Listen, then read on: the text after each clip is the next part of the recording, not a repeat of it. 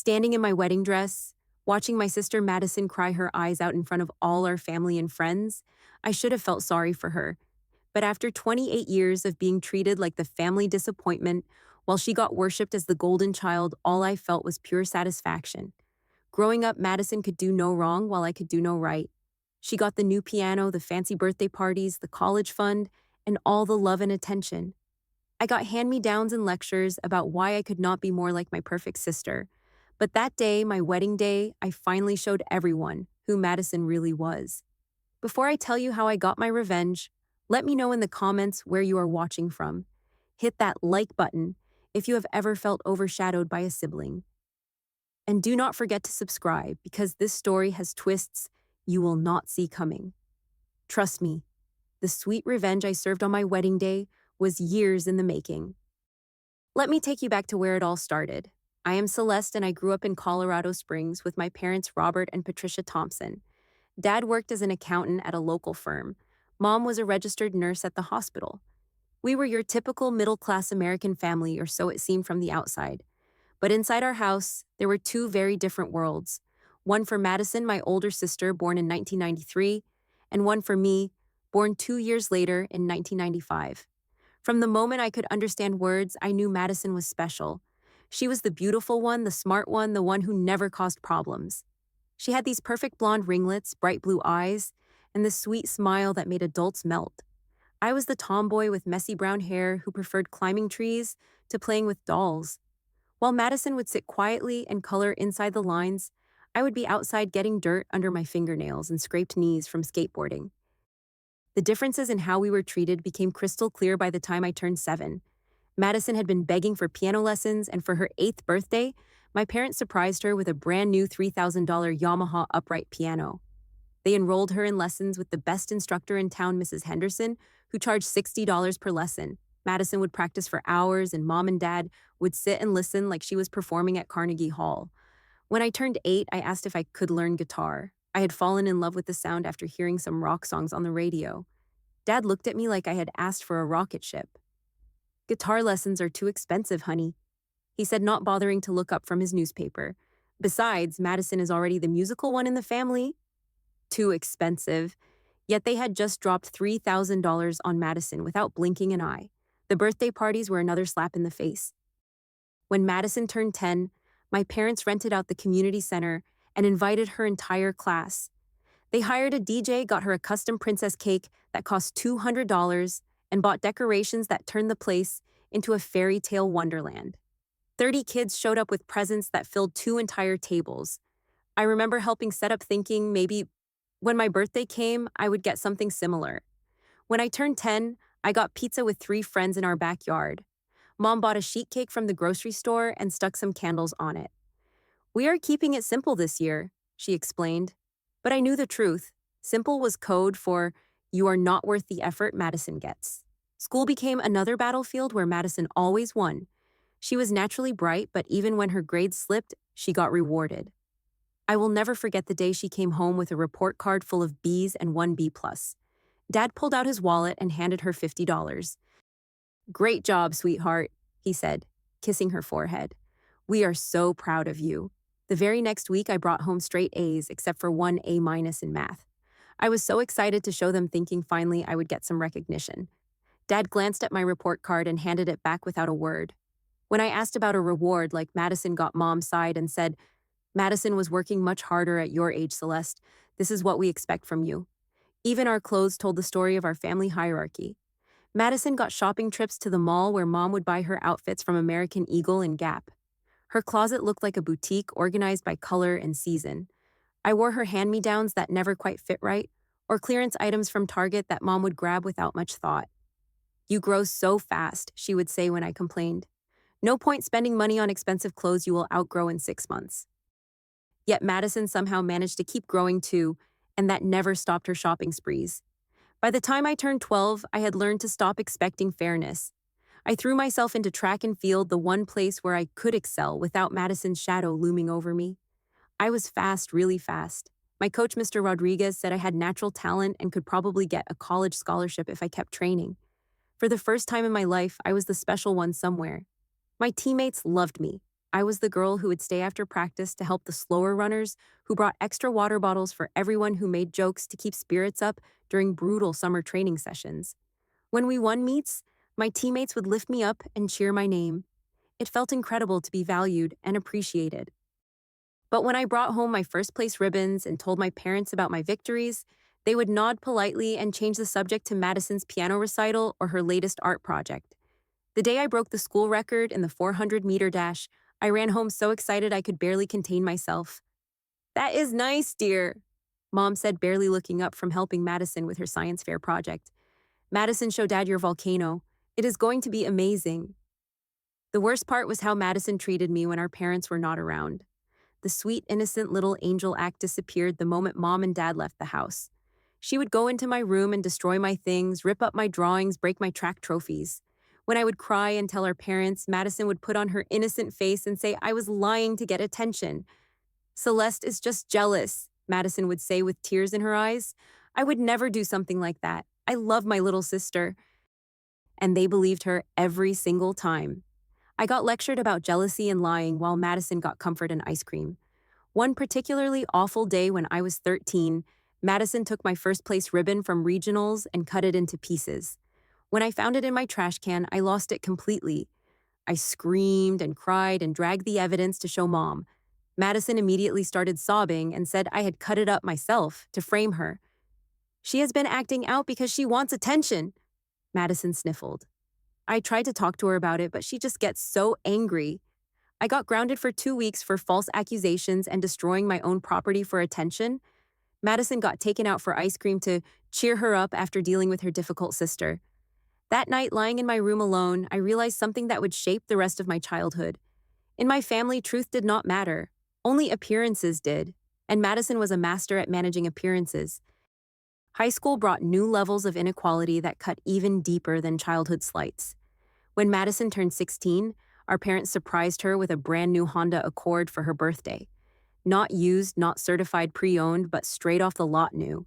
It was silver with leather seats and every upgrade available. They presented it to her with a giant bow in the driveway, while the whole neighborhood watched. Madison squealed and hugged them like she had won the lottery. When my 16th birthday rolled around, I had been working part-time at Murphy's Diner since I turned 15, saving every penny I could for a car. I had my eye on a used Toyota Camry with high mileage, but good bones for $3,000. I hoped maybe my parents would help with part of the cost since they had bought Madison's car outright. Instead, Dad handed me a card with $50 in it and said, "You have been doing such a good job saving money. Keep it up and you will have that car in no time." The message was clear. Madison got things handed to her. I had to earn everything myself. But the car was just the beginning. College preparation became another area where the favoritism reached absurd levels. Madison decided she wanted to attend the University of Colorado Boulder to study business. Mom and Dad immediately hired a tutor to help her with SAT prep, spending $200 per session twice a week for 6 months. They paid for Princeton review courses, college application consultants, and campus visits to 5 different universities. When Madison's SAT scores came back mediocre, they paid for her to retake the test 3 times and hired an even more expensive tutor. Her college essays were practically written by the consultant they hired for $1,500. Every single expense was covered without question. My approach to college had to be entirely different. I researched scholarship opportunities on my own, spent hours in the library studying for the SATs with free prep books, and wrote my application essays during breaks at the diner. When I asked if I could get some help with test prep, Mom said, "You are already so smart, honey. You do not need the extra help like Madison does." I scored higher on the SATs than Madison did even after all her expensive preparation. I crafted scholarship essays that won me full tuition to Colorado State University for engineering.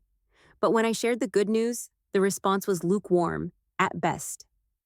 "That is wonderful, dear," Mom said. "It will be nice to have something paid for, since we are already spending so much on Madison's education." College was where the financial disparity became most obvious. Madison's entire college experience was funded by our parents. Tuition room and board textbooks, spending money, sorority fees, spring break trips, everything. She never worked a single day during college and graduated with no debt and a 3.2 GPA. I maintained my partial scholarship by keeping my grades up while working 20 hours a week at the campus bookstore and 10 hours a week tutoring other students in math and physics. I graduated summa cum laude with a 3.8 GPA in mechanical engineering, but I also graduated with $12,000 in student loans that my parents refused to help with. You got scholarships, Dad said, when I asked for help with the remaining debt. Madison did not have those opportunities, so we had to pay her full tuition. It all evens out. Somehow, Madison not earning scholarships had become my fault for being too successful. The career comparison was equally infuriating. Madison graduated with her business degree and no real work experience.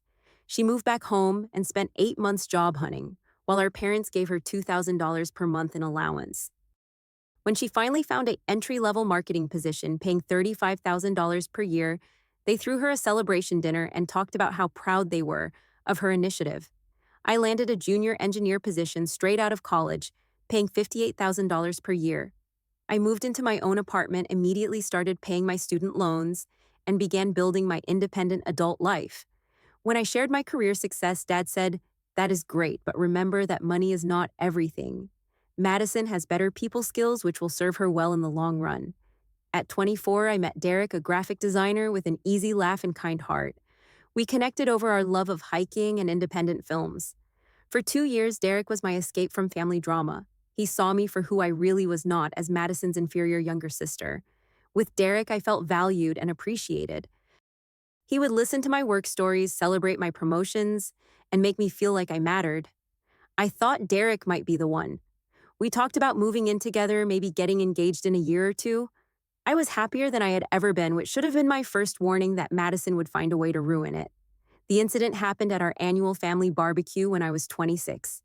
I brought Derek to meet everyone, excited to show off the man I loved. Madison showed up wearing a tiny red dress that barely covered anything, her hair and makeup, done like she was going to a nightclub instead of a backyard barbecue.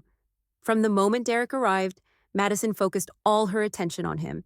She found excuses to touch his arm while talking, leaned in close when asking him questions about his work, and made suggestive comments about how talented artists must be with their hands. She positioned herself between Derek and me at every opportunity, and when we sat down to eat, she managed to get the seat next to him. The worst part was how my parents reacted. Instead of telling Madison to back off, they laughed at her flirting and called her charming. "Madison has always been such a people person," Mom said while watching my sister practically climb into my boyfriend's lap. "She just lights up any room she walks into." Derek looked deeply uncomfortable, but when I tried to intervene or pull him away for private conversation, Madison would insert herself back into the situation. By the end of the evening, I was furious, and Derek was confused. On the drive home, he asked if Madison always acted like that. When I said yes and explained how she had been sabotaging my happiness my whole life, Derek said I was being paranoid and controlling.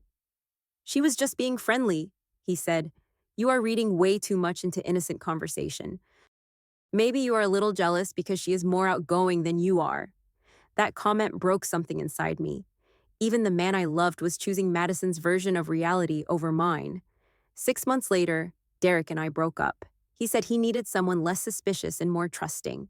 I found out later that Madison had been texting him regularly after the barbecue, playing the concerned sister, worried about my jealousy issues, and offering to be a supportive friend during our relationship troubles.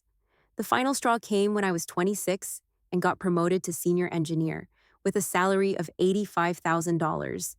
It was a huge accomplishment that I had worked 3 years to achieve. I was the youngest person in my company's history to reach that level, and my boss told me I was being fast-tracked for management. I decided to share the good news at our monthly family dinner, thinking maybe this time they would have to acknowledge my success. I waited until we were all seated and casually mentioned my promotion and raise. The table went silent for about 3 seconds before Madison cleared her throat. "Actually," she said, "I have some exciting news too. I have been thinking about going back to school to get my master's degree in marketing. I think it would really help my career long term." Just like that, all attention shifted to Madison. Mom and Dad immediately started asking questions about her plans, which programs she was considering, what her timeline looked like. Dad pulled out his phone to research grad schools, while Mom started talking about how proud she was of Madison for taking charge of her future. "This is such wonderful timing," Dad said. "We have been thinking about how to help you advance your career. I think we can manage about $40,000 to help fund this master's program. Education is always a good investment." I sat there in shock. I had just announced the biggest professional achievement of my life, and it was completely ignored, so they could pledge $40,000 to fund Madison's hypothetical maybe someday graduate school plans. Madison did not even have a specific program in mind, had not taken the GMAT, and was not even sure she wanted to commit to 2 years of study. But that vague possibility got more attention and financial support than my concrete documented success. What about congratulating Celeste on her promotion? I asked, my voice shaking with rage I could barely control. Dad looked at me like I had interrupted an important conversation. Of course we are proud of you, honey, but Madison is really thinking strategically about her future here. This kind of forward planning is impressive. That was the moment I finally exploded. 26 years of being overlooked, dismissed, and treated like a second-class family member came pouring out of me in a torrent of anger and hurt. I told them exactly how their favoritism had affected me, how unfair they had been, how Madison had been manipulating them and bullying me for decades. Their response was swift and predictable. I was being selfish, ungrateful, and unsupportive of my sister. Madison started crying and said she had no idea I harbored so much resentment toward her. She said she had always looked up to me and thought we were close. Mom comforted Madison while Dad lectured me about family loyalty and jealousy. I left that dinner knowing something fundamental had shifted. I was done trying to win their approval or earn their love. I was done pretending that Madison was the innocent victim and I was the problem. It was time to start protecting myself and building a life completely separate from their toxic dynamics. 2 years later, I met Marcus at a rock climbing gym in Denver. He was a software engineer 3 years older than me with calloused hands and an infectious smile. Unlike Derek, Marcus immediately saw through Madison's act when I brought him to family events. "Your sister is exhausting," he said after his first Thompson family dinner. "She spent the whole night trying to make everything about her. How do you stand it?" For the first time, someone else saw what I had been experiencing my entire life. Marcus became my refuge and my validation. He supported my decision to maintain minimal contact with my family and helped me process years of accumulated hurt through patience and understanding. After 18 months of dating, Marcus proposed during a hiking trip in Rocky Mountain National Park. I said yes without hesitation. Wedding planning revealed the family dynamics had not changed at all. I was paying for most of the wedding myself, having saved $15,000 over 2 years. My parents offered to contribute $2,000, which barely covered the flowers. "We wish we could do more," Mom said, "but Madison might be getting engaged soon, and we want to make sure we can help with her wedding when the time comes." Madison was not even dating anyone seriously, but the possibility of her future wedding took priority over my actual happening right now wedding. Against my better judgment, I let family pressure convince me to ask Madison to be my maid of honor. "It will mean so much to her," Mom pleaded. "She has always dreamed of being part of your special day." The truth was, Madison had always dreamed of being the center of attention at my special day. Madison accepted the role with fake enthusiasm, then proceeded to be the worst maid of honor in wedding history. She forgot to show up to dress fittings, arrived 2 hours late to my bachelorette party, and consistently forgot every responsibility I gave her. When I asked her to organize the bridal shower, she said she was too busy with work. When I asked her to help address invitations, she said she had other commitments. The only thing Madison seemed interested in was giving a speech at the reception. She kept mentioning how she had been working on something special to say about our sisterly bond and how proud she was of me. Given our history, this made me incredibly nervous, but everyone insisted it would be touching and meaningful. 1 week before the wedding, I discovered Madison's most devastating sabotage attempt yet. My photographer Jennifer called me in tears to apologize for the mix-up. Someone claiming to be from my family had contacted her to cancel the wedding photography, saying the family had changed their minds and decided to go with someone else. I was so confused, Jennifer said, because we had just finalized everything last week. But the woman said her name was Madison Thompson and that she was calling on behalf of the bride. She asked me to cancel everything immediately and said the family would not be needing my services. I felt my blood turn to ice. Jennifer continued. Then about an hour later, the same woman called back and asked if I was available for an engagement photo session on your wedding date. She said she and her fiancé wanted something romantic and special. I told her I was booked that day, but she offered to pay double my usual rate. Madison had tried to steal my wedding photographer for her own non-existent engagement photos with her non-existent fiancé. She was willing to ruin my wedding day just to hurt me, even when she had nothing to gain except my misery. I confronted Madison immediately, armed with phone records and Jennifer's detailed account of both calls. Madison's response was another masterclass in manipulation. She started crying and claimed it was all a terrible misunderstanding. She said she had called Jennifer to ask a question about the photography timeline, and Jennifer must have misheard her. "I would never sabotage your wedding, Celeste," she sobbed. "I cannot believe you think I would do something so horrible. I love you. You are my sister." When I pressed her about the engagement photo booking, Madison claimed Jennifer was lying to cover up her own scheduling mistake. "She probably double booked herself and is trying to blame me rather than admit her error," Madison said. "I feel terrible that my innocent phone call caused this confusion." Our parents predictably believed Madison completely. They said I was being paranoid and stressed from wedding planning. Dad actually suggested I apologize to Madison for false accusations during an already emotional time. That night, I realized Madison was never going to stop. She had spent 28 years systematically destroying my happiness, and she saw my wedding day as the ultimate opportunity for sabotage. If I wanted to protect my marriage and my future, I needed to take action. I spent the next week quietly investigating Madison's recent behavior, determined to gather undeniable evidence of her patterns. What I discovered was worse than I had imagined. Madison had been actively working to undermine my wedding for months. I found text messages between Madison and our mutual friend Ashley where Madison said, "Celeste's wedding is going to be such a disaster. I almost feel bad for Marcus, but he will figure out what kind of person she really is eventually." Ashley had responded with concern, asking what Madison meant. Madison replied, "Just wait and see. Some people are not meant for happiness." I discovered Madison had contacted our wedding venue 3 days before the ceremony, claiming to be me and attempting to cancel the catering order. She told them I was having second thoughts about the menu and wanted to postpone everything by 6 months. Only the venue coordinator's diligence in calling me directly to confirm had prevented that disaster. But the most damning evidence came from Madison's text conversation with Kyle, an ex-boyfriend of mine from college. Madison had tracked down Kyle's number and been texting him for weeks about ruining Celeste's big day. Kyle, to his credit, had been uncomfortable with Madison's suggestions and saved their entire conversation. Madison had written, "She thinks she is so perfect with her engineering job and her perfect fiancé. Someone needs to knock her down a few pegs." She asked Kyle to show up at the wedding and object during the ceremony, claiming he was still in love with me. When Kyle refused, Madison suggested he could accidentally reveal some embarrassing story from our college relationship during the reception. Kyle had blocked Madison's number after telling her she needed professional help, but not before screenshotting everything. He sent me the entire conversation thread with a note saying, "Your sister is genuinely scary.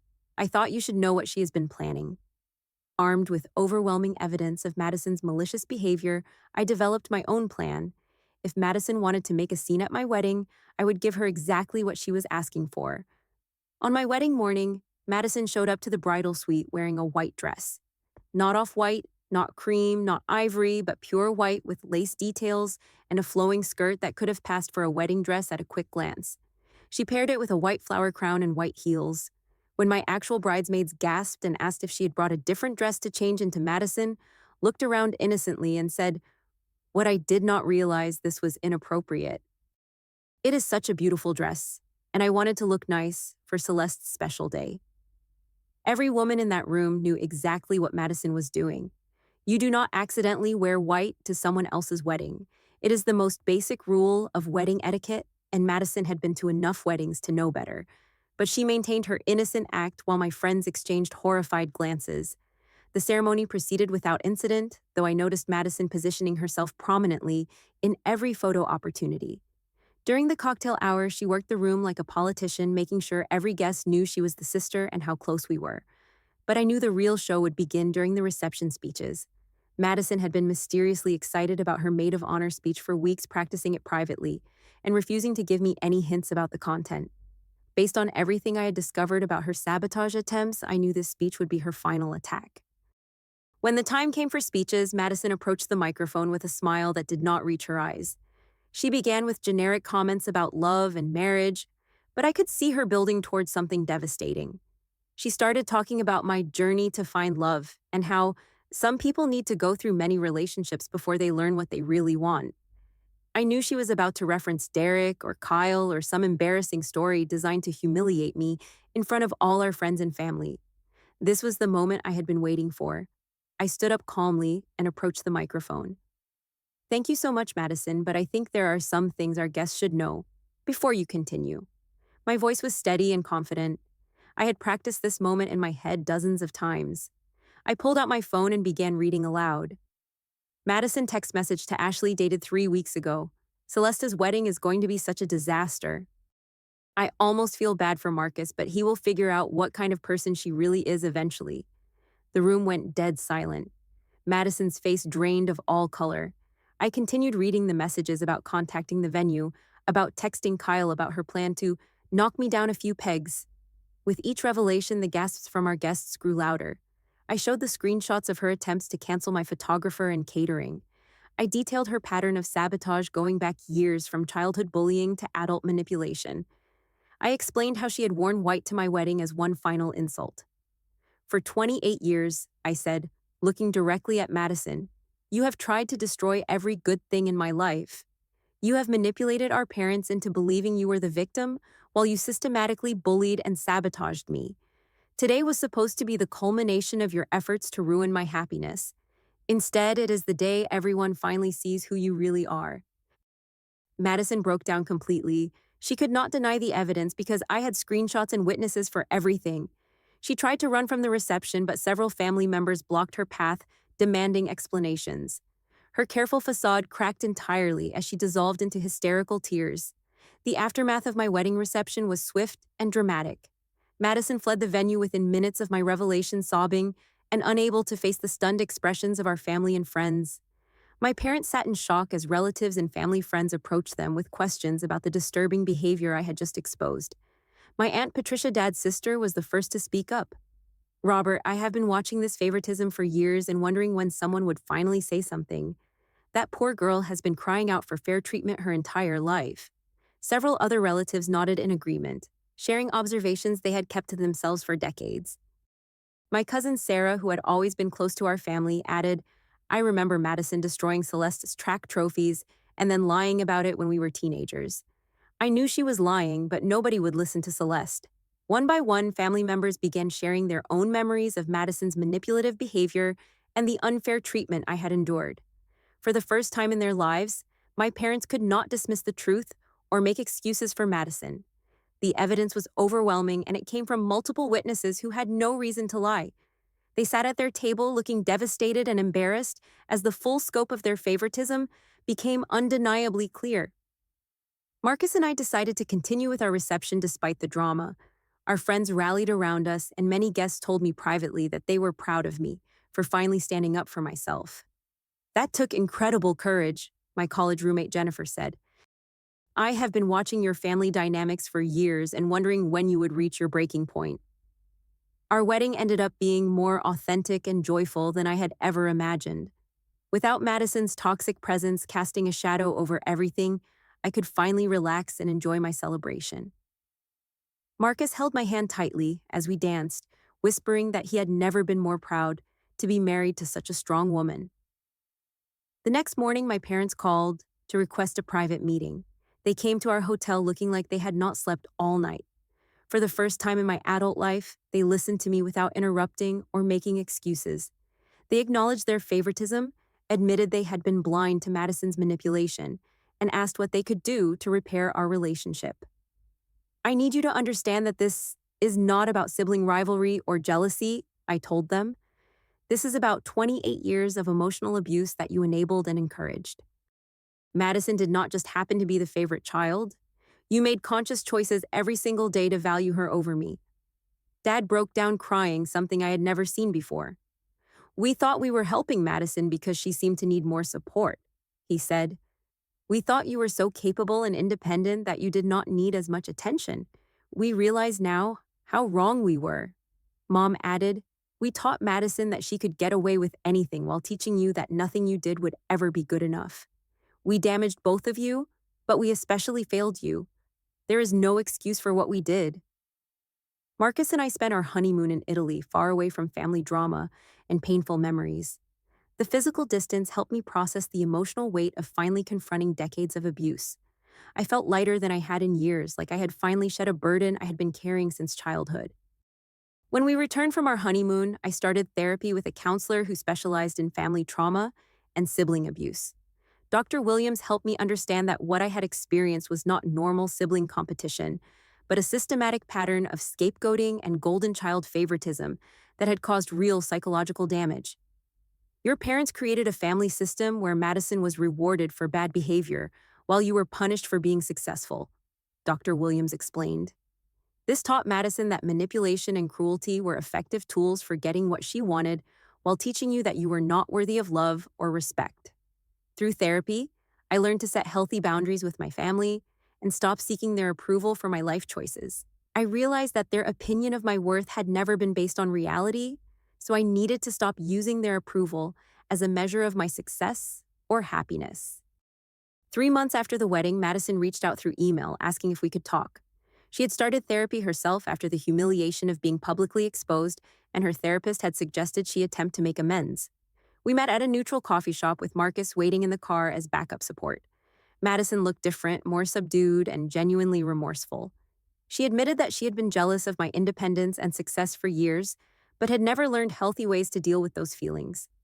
I was taught that being the favorite was the only way to have value, she said. When I saw you succeeding without needing their approval, it threatened everything I thought I knew about how our family worked. She apologized specifically for the wedding sabotage, the childhood bullying, and the years of manipulation. She acknowledged that her behavior had been cruel and inexcusable, regardless of whatever issues she was dealing with internally. I accepted her apology but made it clear that forgiveness did not mean forgetting or returning to old patterns. I am willing to work toward having some kind of relationship, I told her, but it has to be completely different from what we had before. No more manipulation, no more competition, and no more involving our parents in our conflicts. Rebuilding relationships with my parents took much longer and required ongoing therapy sessions together. They had to confront not just their favoritism toward Madison, but their complete failure to protect me from her abuse. They started treating me as an independent adult whose choices deserved respect rather than a disappointment who needed constant correction. The healing process was not linear or easy. There were setbacks and difficult conversations and moments when I questioned whether maintaining family relationships was worth the emotional energy. But slowly we developed new patterns based on honesty rather than denial. 2 years after my wedding, Madison got engaged to a man she met in therapy group. When she asked if I would be her maid of honor, I declined politely but offered to attend as a supportive sister. She planned and paid for her own wedding without expecting our parents to fund everything, and she asked me to give a reading during the ceremony. Standing at Madison's wedding reading a passage about forgiveness and new beginnings, I felt genuinely happy for her. Not because she was finally getting what she wanted, but because she had done the work to become a person capable of healthy relationships. Our dynamic had fundamentally changed from competition to mutual respect. My parents learned to celebrate my achievements without comparing them to Madison's, and to support Madison's growth without enabling her harmful behaviors. Family gatherings became pleasant rather than stressful, because we had all agreed to communicate directly rather than through manipulation and favoritism. The most important lesson I learned through this entire experience was that standing up for yourself is not cruel or selfish. For years, I had been taught that exposing Madison's behavior made me the bad person. I was told that family loyalty meant protecting abusers and enabling dysfunction. But real love requires honesty. Real family support means holding each other accountable for harmful behavior. By exposing the truth on my wedding day, I did not destroy my family. I gave us all the opportunity to build something healthier and more authentic. Sometimes the people who hurt us most are the ones who needed that wake-up call to find their own path to healing. Madison's life improved dramatically once she stopped relying on manipulation and started developing genuine life skills. My parents became better grandparents to my future children because they learned to value fairness over favoritism. I learned that my worth was never determined by their approval, and my happiness was never dependent on their validation. Building a life based on my own values and surrounded by people who truly knew and loved me was the greatest revenge I could have asked for. Today, Marcus and I have been married for 3 years, and we are expecting our first child. I know this baby will grow up in a family where love is not rationed or earned through competition. They will know they are valued for who they are not, for how they compare to anyone else. That little girl who spent her childhood wondering why she was not good enough finally understands that she was always good enough. The problem was never with me. The problem was with a system that taught some children they were golden, while teaching others they were disposable. Breaking that cycle was the best wedding gift I could have given to myself, to Madison, and to all the future generations of our family, who will grow up knowing that love should never be conditional or competitive. What did you think about my decision to expose Madison at my wedding? Have you ever had to stand up to a family member who was treating you unfairly? Let me know in the comments below and share your own stories of finding the courage to break toxic family patterns. If this story resonated with you, please hit the like button and subscribe for more real-life stories about family drama, personal growth, and finding the strength to change unhealthy dynamics. Share this video with anyone who might need to hear that standing up for yourself is never wrong, even when it is difficult. Thank you for listening to my story and for supporting this channel. Remember that you deserve to be treated with respect and kindness, especially by the people who claim to love you. Until next time, take care of yourselves and do not let anyone convince you that you are asking for too much when you ask to be valued.